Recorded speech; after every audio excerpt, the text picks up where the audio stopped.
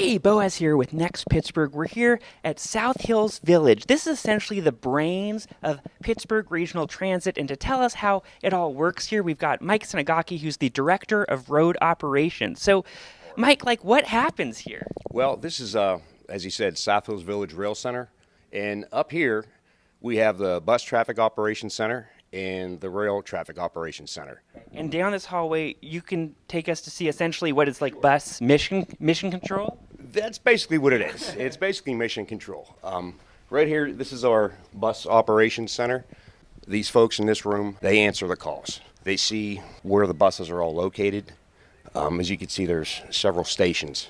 We have 4 different channels that they're monitoring at the same time. I often ride the 67 or 69 bus from Squirrel Hill. Can we see where one of those is right now? We should be able to see one of those. Where is it right now? Here it's approaching Wilkins Avenue of Beeler.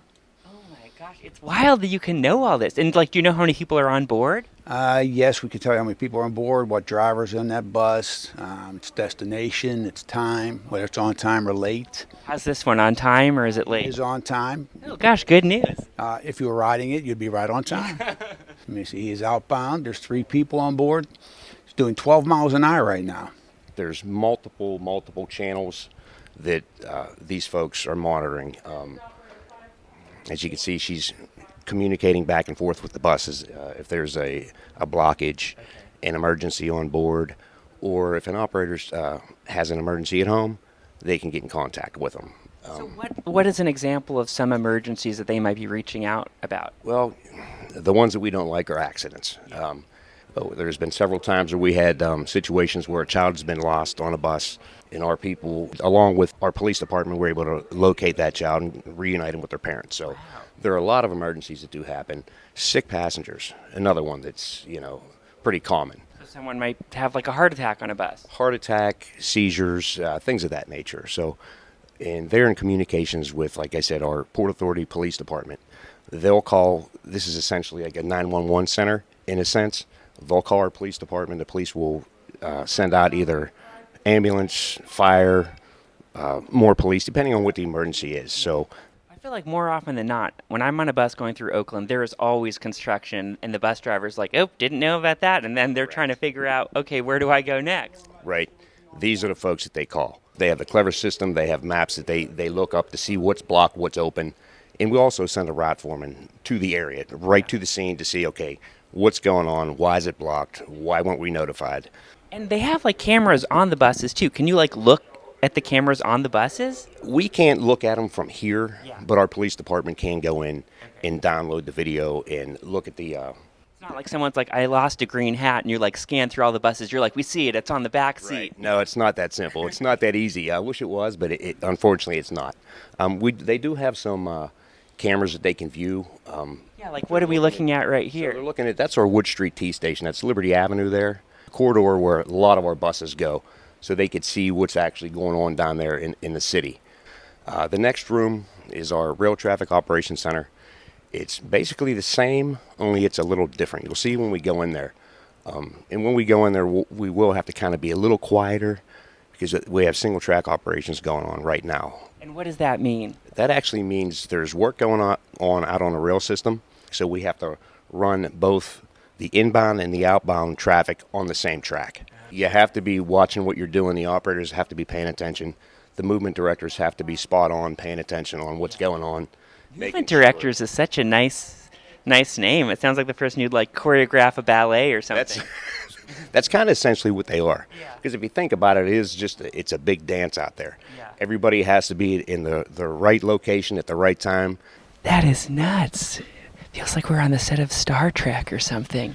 There's 20 screens, and there's rear projectors behind them. So these look like they're actual television screens, but the image is being projected from behind onto frosted glass. So these are our movement directors sitting right here. They can actually see where each car is on the system. If you'll see on this side of the screen here to the right, you'll see all these little white rectangles with numbers in them. Those are actually cars that are stored here in the yard. They control everything from signals to switches, emergency life systems such as fans and ventilation systems in the tunnels.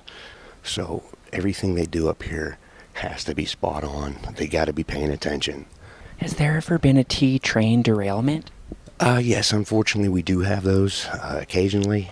What happens then, they will bring up a camera that's close to it if they can to see what's actually happening. They have the means. They contact the police desk, they contact the way department and all the departments that need to be involved in re-railing that train. We have 26.2 miles of track out there, moving over 10,000 people every day. Special events, we'll have a lot more out there. As you can see our yard in that picture down there. That's where all our cars are stored. If we have big Steeler games, big concerts at Heinz Field, we'll put anywhere from 6 to 10 two-car trains down there in the back storage track at Allegheny Station down by the casino. And when the concert or the game's over, they'll bring them out one at a time, and these guys all coordinate that. So when you're talking about it being a ballet, it's kind of actually what it really is. It's just wild because there really is a lot of activity. You hear all these random sounds coming over the walkies. They're on their mics, their phone calls coming in. Right, there's a lot of things going on. These guys have to be really good at multitasking.